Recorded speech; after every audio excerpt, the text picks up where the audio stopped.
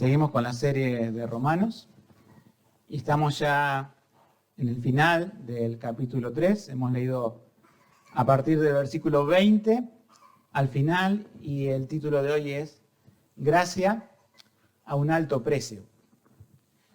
Uno dice, la palabra gracia, ¿sí?, que el mundo no conoce, hay que explicarla, ¿sí? No es una palabra que se conozca. Pero por lo general se relaciona con gracia como algo que es gratuito, o sea, algo que viene de Dios y que no se puede comprar. Si es algo gratuito y se regala, no se puede comprar. Ahora, nosotros hemos visto, ¿no es cierto?, antes de entrar a este pasaje, y quizás algunos de ustedes hoy empiezan con este mensaje, pero la mayoría de nosotros venimos escuchando una serie, ¿no? ¿Y recuerdan cómo quedó la persona en la serie pasada? Quedó en silencio, con la boca cerrada, ¿sí?, delante del juicio de Dios. O sea, es como que Pablo comienza hablándole a gentiles, luego a judíos, luego a todo el mundo y dice, todos son pecadores. Solamente Dios es justo y toda boca se cierre y quede esperando en Dios. Entonces, imagínense en que ese público, que somos nosotros también, nos quedamos en silencio. Pero parecería como que nos quedamos sin esperanza. Parecería como que después de acusarnos la Biblia de pecado, no tenemos escapatoria, quedamos en una situación desesperada. No. En este pasaje, ¿sí?, es como que hay un amanecer. Es como que sale el sol y Dios da la esperanza a todos los pecadores de poder vivir una vida en Cristo diferente, una vida eterna, una vida luminosa, una vida llena de esperanza. Pero para eso Pablo sigue hablando, por inspiración del Espíritu Santo, acerca de la gracia. Yo quiero ponerle algunos ejemplos de que no podemos comprar la gracia. Le pongo un ejemplo muy cercano a nosotros. Nosotros tenemos un instituto bíblico en línea que nació en la pandemia para Rosario, para los hermanos de la iglesia. Después esto no sé cómo, creció, se expandió, ahora hay alumnos de todo el mundo. Pero ¿saben qué? Nosotros comenzamos haciendo gratis esto. Gratis. El instituto es gratis. Y nos dimos cuenta que muchas personas lo valoraban y terminaban el instituto porque detrás de cada persona que se anota hay una carga administrativa que acá algunos hermanos de la iglesia ayudan a llevar. Pero en un momento llegamos a la conclusión que de las personas que se habían anotado de ese 100%, el 50% dejaba. ¿Por qué? Porque es gratis. No me cuesta nada inscribirme, no me costó nada hacerle perder tiempo a otras personas, no me cuesta nada dejarlo. Hay eventos a veces en las iglesias donde se cobra entrada, ¿sí? Pero ¿saben qué? En los eventos que son sanos en doctrina, la entrada que se cobra es para cubrir los gastos del salón, la luz, la comida que van a comer las personas, un libro que te van a regalar en la conferencia.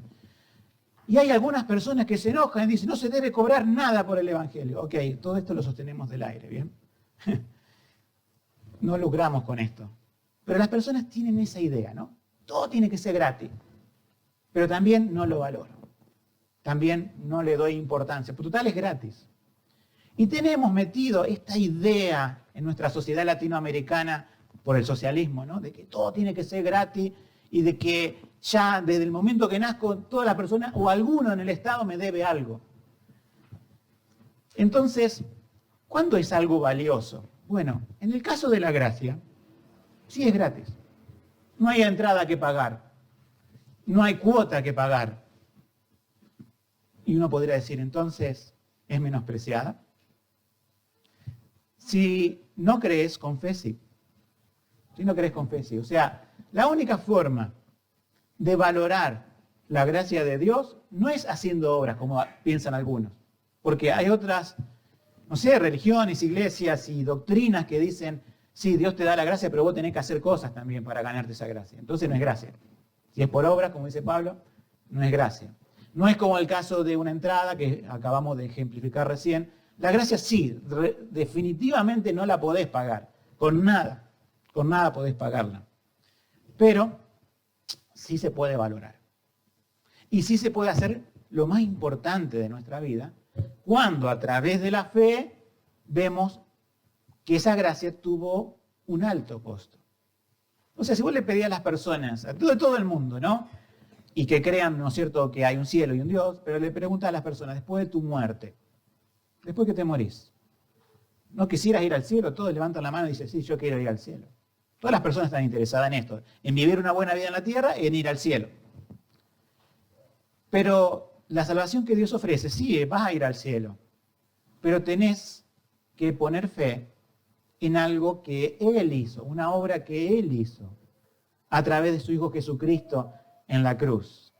Y esa obra, como dice el título del mensaje, tiene un alto precio. O sea, el mensaje del Evangelio consiste en esto, en ver el precio que pagó Cristo en la cruz. Hoy en día, a veces, lo que se llama Evangelio, ustedes saben, no se lo presenta así. No se presenta que lo más importante es Cristo, sino que lo más importante es cómo vos podés vivir a través de Cristo bien en este mundo. Entonces, el precio que pagó Cristo en la cruz para mejorar tu vida no tiene sentido. Pero sí ese alto precio es un precio que Él pagó. Y lo importante del precio no es lo que paga, porque algunos, incluso he escuchado a pastores muy conocidos decir que la cruz es un ejemplo de lo mucho que nos valora Dios, ¿sí? De lo valioso que somos en sí mismo. Pero otro pastor dijo, se llama Paul Washer, lo conocen, creo, que la cruz es una evidencia de lo depravado que somos, que tuvo que venir el Hijo de Dios a morir por nosotros. Entonces, no escuches el evangelio falso que te dice en estos días, vos sos el valioso y Jesucristo vino porque vos sos valioso. Escucha este mensaje del evangelio, Jesucristo es valioso. Y nosotros estamos, como dice Pablo, con la boca cerrada, cruzados de brazos, así ante el juicio de Dios, pero resplandece esa luz y nos dice Jesús, ¿sí? A través de este evangelio, a través de su muerte en la cruz, vos podés tener vida. El precio es muy alto y lo vamos a ver. Vamos a ver los versículos que hemos leído. Tres secuencias esto. Por un lado, Pablo nos vuelve a hablar de la ley y vamos a ver que la ley es un médico que diagnostica pero que no cura. Vamos a ver que Dios es justo y el que justifica al pecador y que, como tercer y último punto, no nos podemos jactar de nada. Recuerden, el otro mensaje que damos con la boca cerrada. Acá nos vamos a quedar sin no hay jactancia. No podemos decir, sí, yo alcancé la salvación por algo que hice. Vamos primero al primer punto. La ley es un médico de diagnóstico y no de tratamiento. Le hago esta introducción. Ustedes conocen que hay diferentes ramas de la medicina, ¿verdad? Hay médicos que solamente están detrás de un escáner, detrás puede ser de un aparato de esos que te meten como en un tubo, ¿no es cierto? Y te hacen una resonancia magnética, o puede ser algo más simple. Pero si vos te sometés a ese análisis, ¿no es cierto?, a ese estudio, al terminar el estudio vos no podés ir y decirle al médico, bueno, deme algo. Porque dice el médico, no, yo soy de diagnóstico. Vas a tener que ir al de tratamiento, el que te recetó este diagnóstico. Yo te digo, saliste bien, saliste mal, voy a presentar un informe, te lo voy a dar por escrito, y a veces en forma gráfica, y después la otra persona, el otro médico, te va a hacer un tratamiento para mejorar esa dolencia que tenés. Bueno, imagínense la ley de Dios. ¿Para qué está la ley de Dios? Imagínense los 10 mandamientos. ¿Sí? Es un médico de diagnóstico. Porque te dice, estás mal en esto, estás mal en esto otro, estás mal en aquello, estás mal en lo otro. Pero ¿qué hace la ley? ¿Te deja cómo está? Ley, salvame, ley, curame, ¿no? Dice la ley, yo soy un médico de diagnóstico, no puedo curarte, yo solamente doy diagnóstico. Y lo que nosotros leemos, en el versículo 20, dice, por cuanto por las obras de la ley ninguna carne será justificada delante de él, porque por la ley es el conocimiento del pecado. Es decir, la ley, ¿para qué la usamos? Para que conozcas el pecado. ¿Para qué la usamos? Dios la usa en nosotros para que conozcamos el pecado. Por lo tanto, si en esas predicaciones supuestas del Evangelio no se nombra el pecado, no se ataca el pecado, y no se dice que está mal con el pecado por medio de la ley, no podés pasar al médico de la cura. ¿Se entiende? O sea, imagínate que tenés algo interno, un cáncer, Dios no quiera, ¿no? Pero tenés un cáncer interno que solamente puede ser detectado por una resonancia, ¿sí? O algo bien específico que hacen el médico de diagnóstico.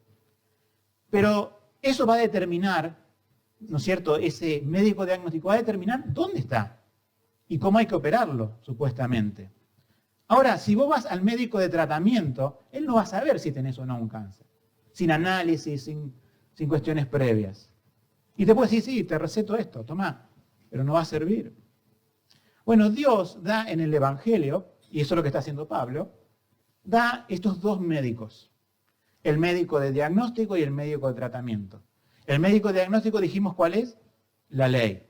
O sea que por medio de la ley Dios nos va a decir qué está mal en nosotros. Pero por medio de la gracia Dios nos va a curar.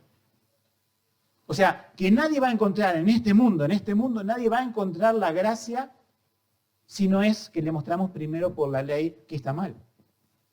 Entonces, si las personas, muchos no quieren ofender a las personas diciendo, sos un pecador, sos una pecadora.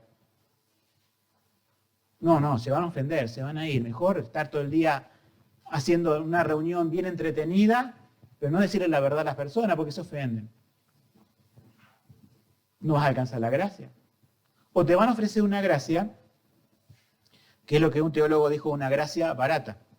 Una gracia que no es la gracia de Cristo. Cuando a veces ponemos la palabra gracia en algunos escritos, o en los libros, no en la Biblia, pero sí en algunos, ponemos con mayúscula. ¿Por qué? Porque es la gracia de Dios, no es cualquier gracia. Entonces, si no se predica la ley, la justificación por gracia nunca viene. Se dan cuenta que el evangelio incompleto de no predicar la ley, no alcanzás la gracia. Por eso, por la ley, es el conocimiento del pecado.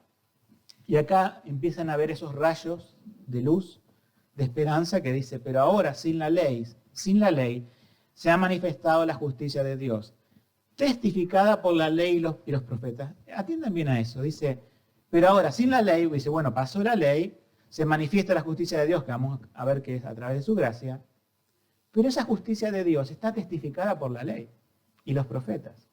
Uno dice, el Antiguo Testamento hablaba de la ley, pero no de la gracia, y el Nuevo Testamento habla de la gracia.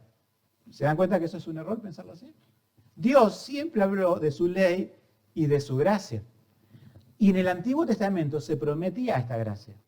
Nada más que era una promesa. ¿Sí?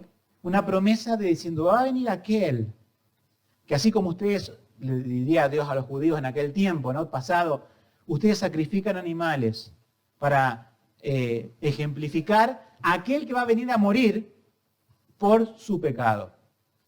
Y morir en lugar de otro es gracia. ¿Por qué? Porque estás recibiendo el castigo de otro. Entonces, todos los sacrificios del Antiguo Testamento no nos hablan de la gracia. La ley estaba en tablas de piedra, la ley era un poco más extensa en el Pentateuco, o sea, esos primeros 5 libros de la Biblia que los judíos llaman la Torá, ahí está la ley, pero a través de todos los sacrificios anunciando el Mesías, Dios les hablaba a los judíos en aquel tiempo de la gracia. Y ahora la gracia se ha manifestado, por eso dice en el versículo 22, la justicia de Dios por la fe de Jesucristo, para todos y sobre todo los que creen en Él, porque no hay diferencia. ¿Sí? Ustedes ven que esta gracia estaba en el Antiguo Testamento, ¿no? Pero, ¿qué pasó? ¿Por qué no cuando vino Jesús y Juan le dijo algo tan evidente como, he aquí el Cordero de Dios, el que sacrifican ustedes, el Corderito, he aquí el Cordero de Dios, imagínense, está en el río Jordán, está Jesús viniendo, y le dice Juan el Bautista a la gente, este es el que estábamos esperando, el Cordero de Dios que quita el pecado del mundo. Algunos lo entendieron, pero la mayoría, ¿qué pasó? No lo entendió. ¿Por qué? Porque ¿cómo funcionaba esto? Imagínense que ustedes eran una familia judía antes del año 0, ¿no? Antes del nacimiento de Cristo. Pero resulta que éramos una familia judía, supongamos, que se acostumbró a las cosas de la ley. Pecamos, ofendimos a Dios. Bueno, ¿qué podemos hacer? Decían. Y la ley dice, bueno, que de ofrecer un animal, pero no tenemos plata, no tenemos dinero. Bueno, vamos a comprar unas palomas, ¿sí? Y podemos ofrecer algo que esté a nuestro alcance. Y, no sé, le preguntaría la mujer al marido, ¿y ofreciste sacrificio por los pecados? Sí, lo llevé al templo, el sacerdote hizo el sacrificio. Bueno, estamos libres por una semana más o por un par de semanas más de pecado.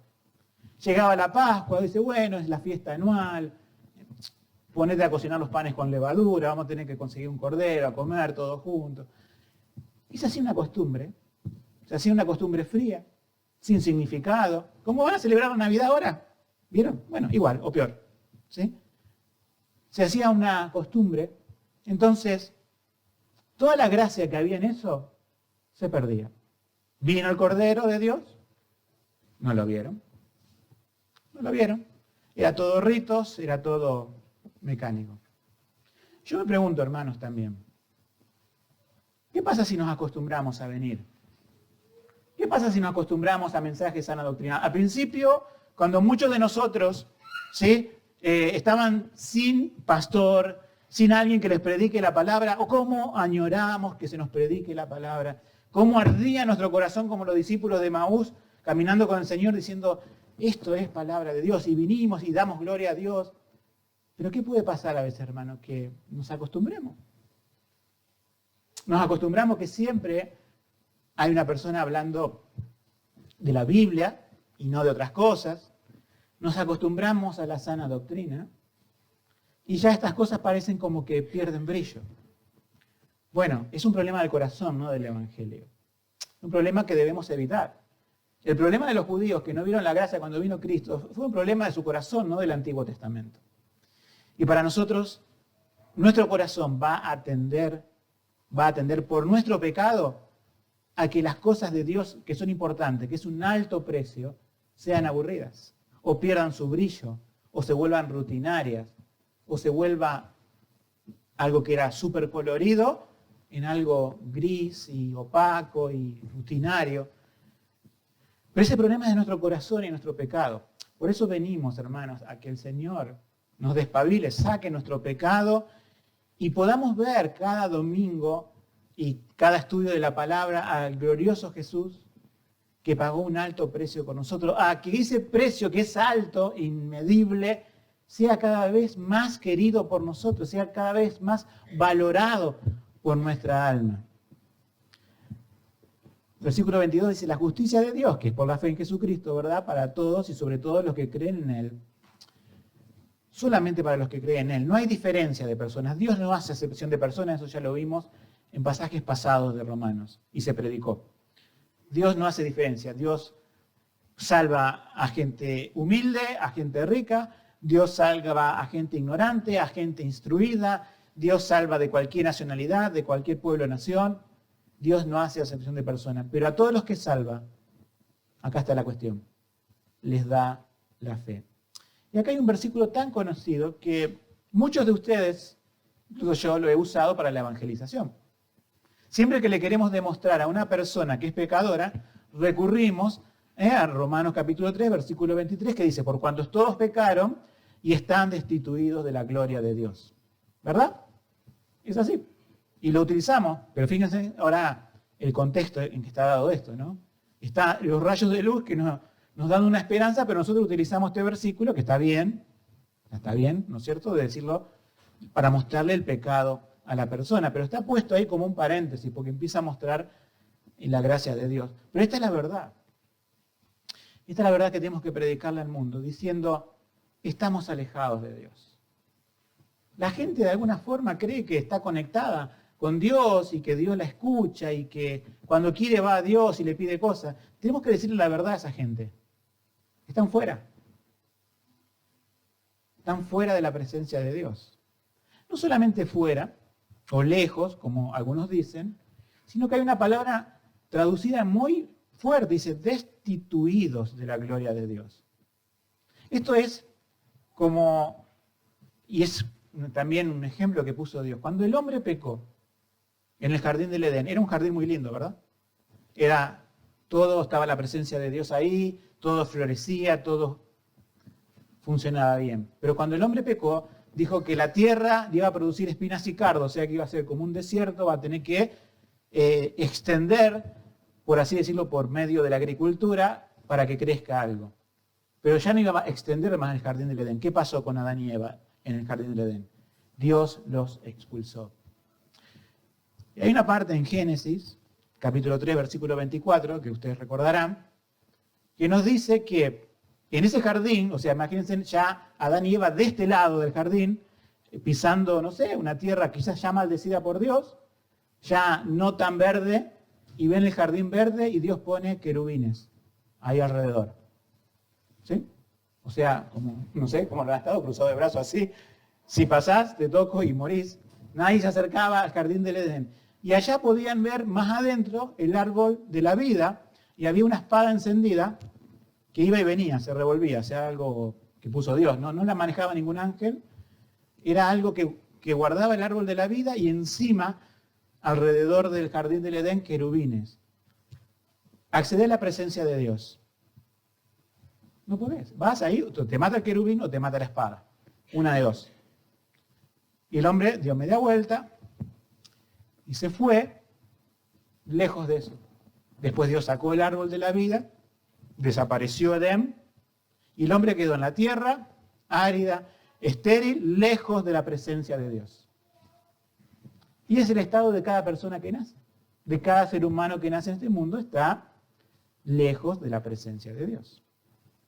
Ahora vamos al segundo punto, que esta luz va creciendo.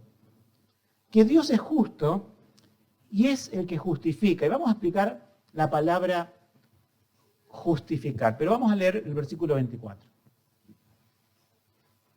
Dice, siendo justificados gratuitamente por su gracia, mediante la redención que es en Cristo Jesús.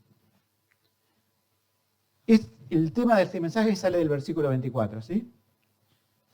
Antes de entrar en la justicia, fíjense en esta relación de la gracia. Dice, gratuitamente, o sea, justificados gratuitamente por su gracia. Suena parecido a nuestro idioma. Gratuitamente por su gracia. Son dos palabras diferentes en el idioma original, pero las dos quieren decir, el primero es un regalo sin merecimiento y el otro es de forma también gratuita. Son medio redundantes. Pero ¿por qué el Señor pone esto? Pone esto para que nosotros podamos entender lo mismo que entendieron los reformadores del siglo XVI con respecto a la gracia de Dios. ¿Cómo llamaron ellos la gracia de Dios? ¿Gracia simplemente o qué más? Sola gracia. Solamente por gracia. Y fue uno de los temas del domingo pasado que las personas totalmente perdidas en pecado solamente pueden ser salvadas por la sola gracia. Te digo cuál es una idea de no sola gracia, como lo dijimos el domingo, pero yo lo repito, quizás para alguno nuevo acá. Si la gracia de Dios consiste en que envió a su Hijo a morir en la cruz del Calvario, que eso es una obra, pero tu obra es sacar de dentro fuerzas, no sé, que ellos llaman fe, y poner la fe y tenés que hacer esa tu partecita, no sería sola gracia, ¿verdad? Pero la Biblia une dos palabras para decir, a ver, volvemos al ejemplo del principio, el instituto de la iglesia era gratis, ahora tenemos una pequeña cuotita para decir, bueno, es para decir, comprométanse con uno mínimo, pero no funciona así en las cuestiones de Dios. No es que decir, Dios hizo todo y yo pongo mi cuotita y pongo mis pesitos de decir, creo en Él y Dios me justifica. Es gratuitamente por su gracia. Es decir, no deja dudas. Es un regalo. No puedo ni sacar una moneda para contribuir a esa sola gracia de Dios. Con esto nos va dando la idea de que la jactancia del ser humano tiene que ir saliendo. Tiene que ser menos. Entonces somos justificados, según el versículo 24, gratuitamente por su gracia, Y acá está el pago. Acá está el pago. Mediante la redención de Jesús. O sea, gracia a un alto precio. La palabra redención en la Biblia, cada vez que la encontrás, significa un pago, un rescate. Una especie de pago, pero no de una transacción como cuando vos comprás algo, sino como cuando rescatás a alguien. En aquel tiempo, lo que mayor se entendía por rescate era comprar un esclavo. Y algunos de la sociedad del tiempo de Jesús compraban esclavos para, obviamente, esclavizarlos. ¿Sí? Pero los cristianos eran los únicos en aquel tiempo que podían ahorrar y comprar un esclavo para darle libertad. Y no entendían nada, diciendo, esta persona fue comprada y no salían baratos, y lo trata como un hijo más de la casa, lo trata como un hermano más en la familia. A lo mejor esa persona había pasado un pasado terrible, había recibido abuso de todo tipo, estaba con la ropa sucia, así medio encogido de hombros y con las cadenas, y venía un cristiano y decía, yo lo compro, y todo lo demás decía, yo lo quería comprar, pero lo compro, y le saca las cadenas, y lo ven al otro día en el pueblo, ¿no? En el lugar, vestido con una ropa nueva, bañado, si era un hombre quizás afeitado, una mujer. Lo ven diciendo, pero no era un esclavo, sí, pero fue comprado por un cristiano. Bueno, Jesús hace lo mismo con nosotros. Nosotros somos uno más en el mercado de esclavos. Vos y yo éramos personas que estábamos sucios, que estábamos perdidos, que esas cadenas pesadas y subrayo pesadas del pecado nos tenían ahí. ¿Y qué es gracia? ¿Que yo puedo romper mis cadenas? No. ¿Que yo puedo contribuir un poquito? Tampoco. Que viene Jesús y rompe mis cadenas. Que viene Jesús y me lava. Que viene Jesús y me viste. Que viene Jesús y, como hoy se vio también, me adopta como hijo y me hace sentar a su mesa como alguien más de su familia. Y toda esa gracia fue porque alguien pagó el precio de la esclavitud del pecado. Y ahí vamos a este pensamiento, ¿no es cierto? De la sustitución de Jesús. Este es el segundo punto, es el justo y el que justifica al impío. Pero quiero que veamos algo muy curioso en la Biblia, en el mismo versículo. Vamos a seguir leyendo y explicando, pero vamos al 25. A quien Dios, hablando de Jesús, ha puesto como propiciación, es otra palabra bíblica que quiere decir aplacar la ira, ¿sí? De Dios, por la fe en su sangre, para demostrar su justicia a causa de haber pasado por alto los pecados pasados. O sea, acá nos lleva, si en el versículo anterior era el pago, nos dice cuál fue la moneda del pago. ¿Cuál fue la moneda del pago? Su sangre. La sangre preciosa de Cristo. Hemos cantado hoy, ¿no? Oh, con tu preciosa sangre. ¿Qué es lo más valioso en tu vida? ¿Qué es lo más valioso en nuestra vida?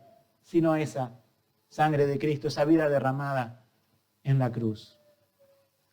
Yo a veces pienso, ¿no? Yo los invito también que cuando ustedes canten, yo trato de hacer esto. Y los invito a que ustedes hagan lo mismo, porque pienso que es parte de la adoración. Ya sea que esté proyectado en la canción o la lean de su cuaderno, de carpeta, ¿sí? Cuando ustedes canten, visualizan lo que canten.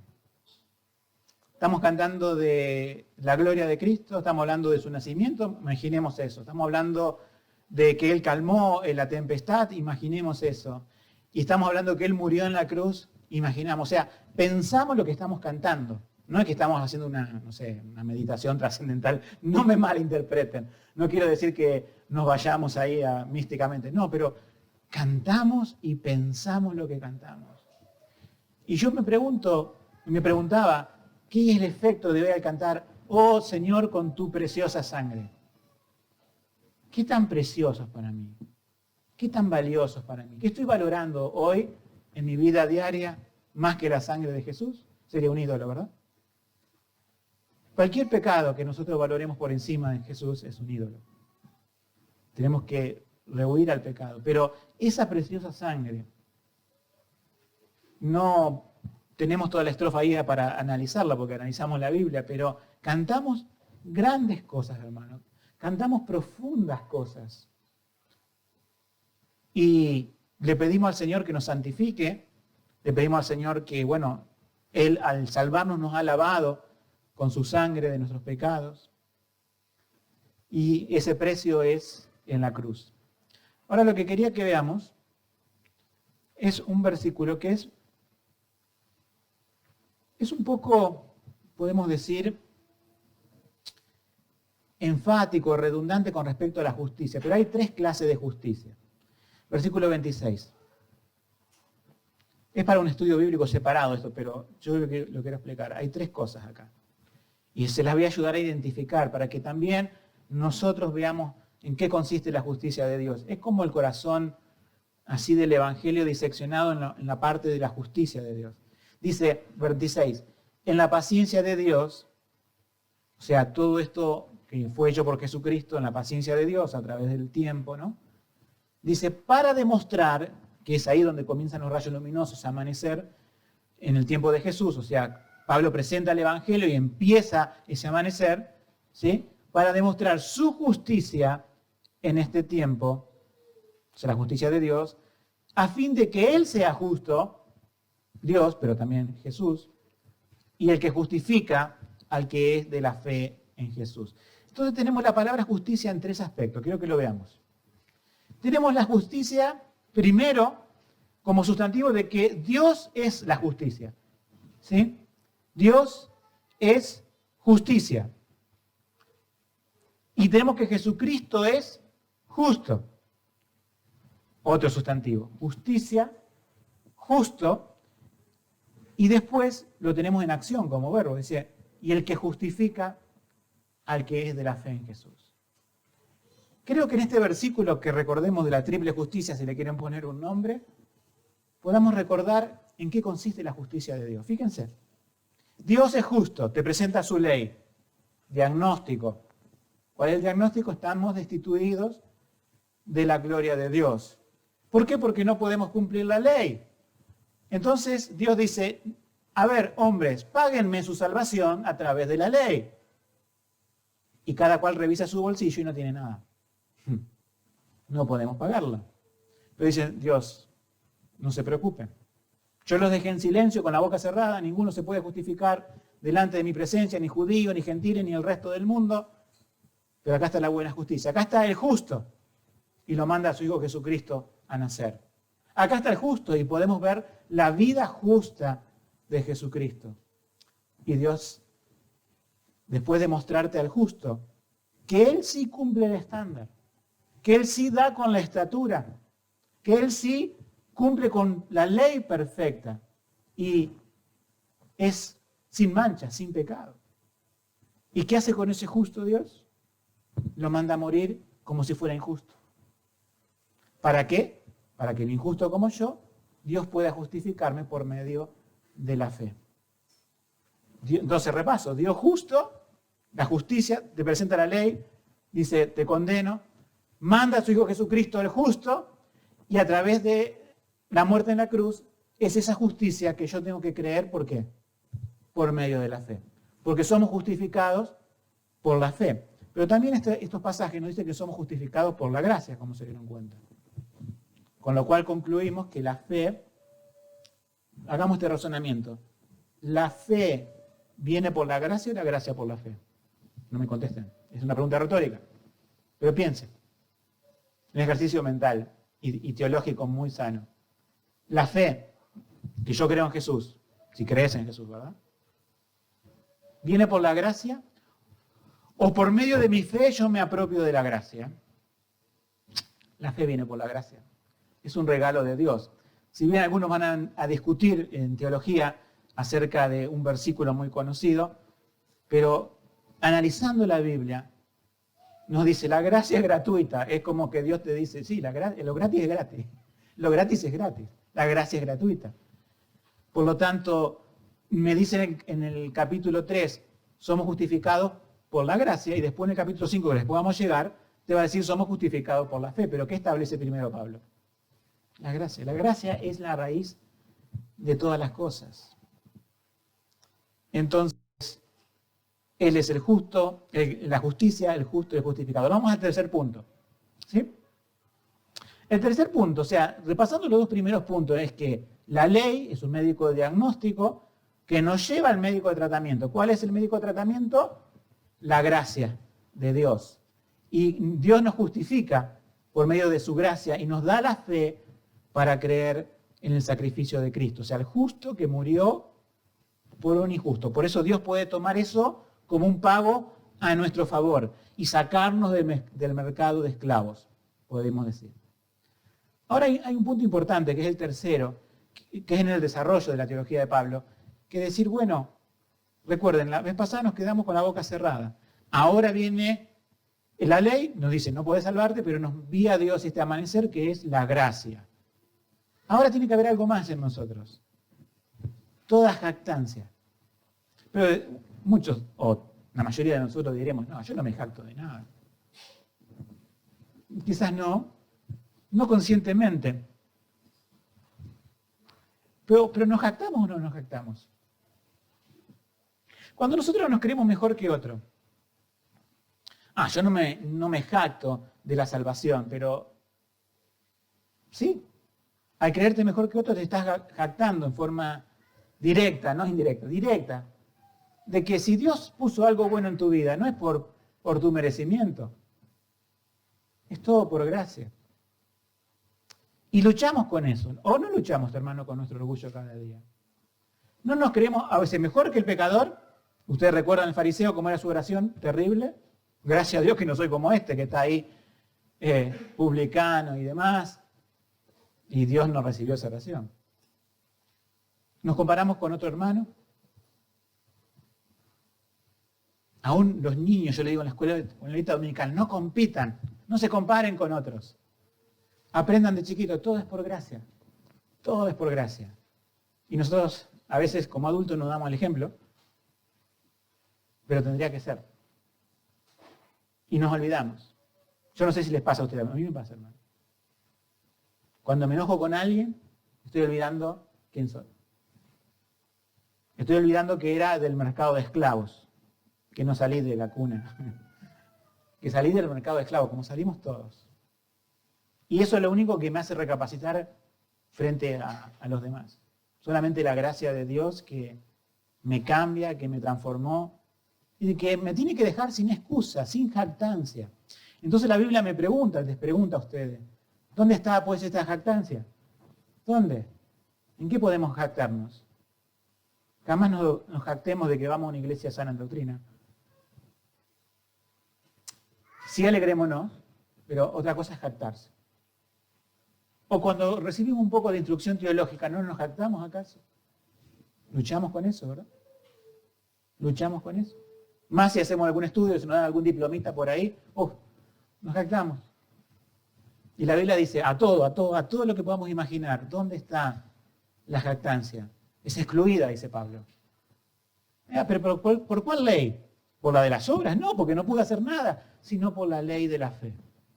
Fíjense en que es una contradicción, la ley de la fe. Pero hay una ley de las obras y una ley de la fe. La ley de las obras me dice, no podés salvarte. La ley de la fe me dice, sí podés salvarte por medio de una obra. ¿Cuál? La de Jesucristo en la cruz. Entonces, cuando nosotros creemos en la sola gracia y cuando creemos en la sola fe, sola fide, como dicen en latín en el tiempo de la Reforma, nosotros, en cierta forma, si creemos de corazón eso, no hay jactancia. Si de corazón lo creemos, no hay jactancia. Piensen también un poco en otros sistemas teológicos, ¿no? que dicen, no, el hombre puede colaborar. Y nosotros, nuestra misión, hermano, es predicar el Evangelio que no tiene a Cristo, ¿no? Pero a veces creo que nos enganchamos, ¿no? Con alguna charla con otra persona de otra creencia y le tratamos de mostrar, mirá que es todo por fe, que es todo por gracia. Y nosotros pensamos que la persona que va a rechazar esos argumentos lo hace por ignorancia. Bueno, la primera vez puede ser, pero si vos se lo explicás bíblicamente, la segunda, ¿por qué va a rechazar la sola gracia y la sola fe? Por jactancia. O sea, no es que hay un sistema de teología que dice 100% la salvación es de Dios, y hay otro sistema igual de válido donde diga que el 99% y el 1% es del hombre, o 50 y 50, que sería peor. Los otros no existen como sistemas tales correctamente bíblicos. ¿Por qué? Porque guardan ¿qué cosa? No una diferencia de opinión, que eso es lo que a veces pensamos, que es una diferencia de opinión. No, es jactancia. Es la jactancia. Si todos tomaríamos, todo el cristianismo tomaría Romanos y lo estudia como tiene que ser, quedamos mudos, como el domingo pasado, recibimos la gracia, le agradecemos a Dios por sacarnos del mercado de esclavos y por darnos una nueva vestimenta y lavarnos, y no nos jactamos de nada. Ese es el proceso, ¿se entiende? De una sana doctrina. Entender que la salvación es por sola gracia. Entonces, el versículo 28 dice, así que concluimos como una conclusión, es decir, el hombre es justificado por la fe sin las obras de la ley. Pero como ya se ha venido hablando, ustedes recordarán que al principio parecía como que te salvaba por obras, porque si no tenés obras no eras salvo. Y acá, ¿qué nos dice Pablo? Pablo no se contradice, no es que un día escribió el capítulo 1 y 2 y acá en el 3 sale con otra idea nueva. No, dice, concluimos esto, ¿sí? Que el hombre es justificado por la fe sin las obras de la ley. ¿Pero qué quiere decir esto? Entonces, ¿dónde quedaron las obras? Mira, se lo dejo para lo último, porque ya estamos terminando y vamos al final de los versículos que vimos hoy. Pero la conclusión es esta. Somos salvos por la fe, sin las obras. ¿Bien? Y hay unos razonamientos más antes de terminar que dice, ¿es Dios solamente Dios de los judíos? ¿No es también Dios de los gentiles? Sí, también de los gentiles. Está diciendo esto. Recuerden que está escribiendo una iglesia. Esa iglesia, la iglesia de los romanos, está en Roma, la capital del imperio, y está compuesta por judíos y no judíos. O sea, judíos, que una forma que tiene la Biblia de llamarlo son la circuncisión, y los gentiles, o sea, los no judíos, que una forma que tiene de llamarlo la Biblia es los de la incircuncisión. ¿Sí? Bueno, entonces dice, el hombre es justificado por la fe, sin las obras de la ley. Esto es válido para judíos y para gentiles. 30. Porque Dios es uno, el cual justificará por la fe a los de la circuncisión. Podemos cambiar la palabra y poner judíos ahí, ¿verdad? Y por medio de la fe a los de la incircuncisión. Podemos sacar la palabra y poner gentiles, o sea, al resto de las personas. O sea, Dios justificará a unos como a otros. Y acá en este versículo último es lo que dije que iba a dejar para el último en este razonamiento. Dice, luego, por la fe, ¿invalidamos la ley de Dios? Casi me atrevo a agregarle de Dios, pero bueno, es la ley de Dios, ¿no? ¿Cómo responde Pablo? De ninguna manera. Antes la establecemos. Entonces, para terminar, tenemos que pensar en esto, ¿sí? Dios nos salvó, sí. ¿Y la evidencia de la salvación en nosotros cuál es? ¿Que entendemos la doctrina? No. La evidencia es las obras. O sea, la justicia de Dios produce obras. Pero nunca la justicia se gana por obras. Eso es lo que está diciendo Pablo. ¿Se entiende? No podemos ganar nuestra salvación por medio de las obras. Sino que la justicia hecha por Cristo nos imputa a nosotros su justicia, nos da lo gratis, lo gratuitamente somos justificados. Pero algunos dicen, entonces, ¿dónde quedaron las obras? Las perdimos. No, vienen como consecuencia. Pero esto tenemos que siempre que entender, hermanos. ¿Por qué predicamos el Evangelio de los salvados? Porque lo que estamos predicando esta mañana, ¿qué es? Es el Evangelio. ¿Para que se salven de nuevo? No, ya son salvos.